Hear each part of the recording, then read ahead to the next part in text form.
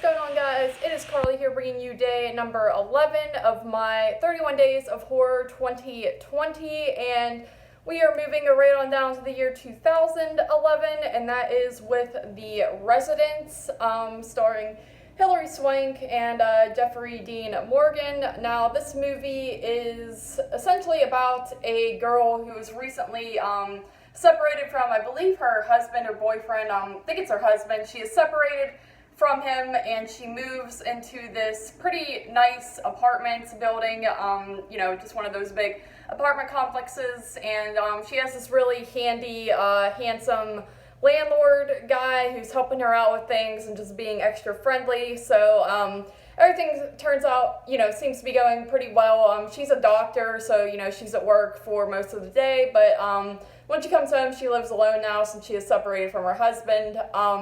But some strange stuff starts to happen around her apartment, and she starts to suspect that something might be going on. She also kind of gets like a little bit romantically involved with this landlord, and then things don't really work out, so she starts to think something may be going on. She doesn't necessarily suspect him, but she knows that something weird is happening based on stuff that's happening to her and with her apartment. So yeah, this movie I actually picked up at Dollar Tree. It was one of the movies, much like The Gallows, that they had there on Blu-ray, nicely enough, and they haven't really had any movies since then, but the one day they had a lot of films, and this is one of the ones I decided to grab because it looked sort of thriller, horror-esque, and it's definitely, a thriller type of movie, apartments, thriller, suspenseful type of thing going on. It's actually a Hammer film as well, and it's actually Christopher Lee is in this film, and it was his last film that he did before he passed away 4 years later, so that's kind of cool. He doesn't have like a huge part, really. He's a little underutilized in the movie, but still kind of cool. But yeah, this movie, I will say, like, it starts out, it kind of was like, I wasn't super into it at first, to be completely honest. I thought it was a little bit boring and slow moving with what's going on, but once it gets like halfway through, I actually started to enjoy it quite a bit.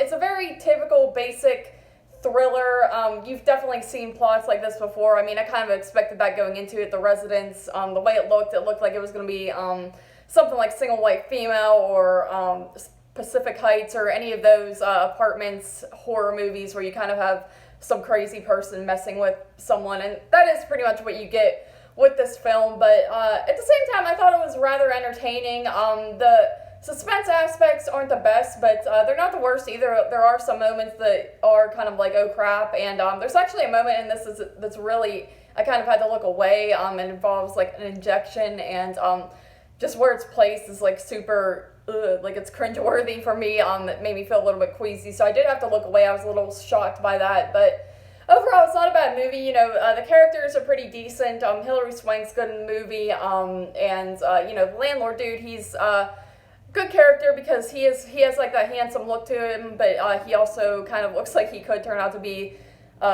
serial killer or something like that. So I think the actors in this movie did a pretty good job, and like I said, it picks up a good bit in the second or final half, whatever you want to call it. So it only runs about 91 minutes too, so it's not like it's like long, drawn out film really. It's just pretty basic, I would say. It's nothing special, but if you're into these types of thriller movies, kind of throwaway thrillers, I guess you can say, where you just kind of throw them on and you kind of know what to expect. It's definitely nothing unpredictable. It's very predictable. You pretty much know what's going on right away, so you're not going to get much in the way of wondering what's happening in this film, but overall, it's not too bad. I give this one a 6.5 out of 10. I don't think it's really deserving of anything over that, but it's not a horrible film by any means. So 6.5 out of 10 for The Resident. Thank you guys once again for joining me for this 31 Days of Horror, day 11, and I'll see you tomorrow for day number 12.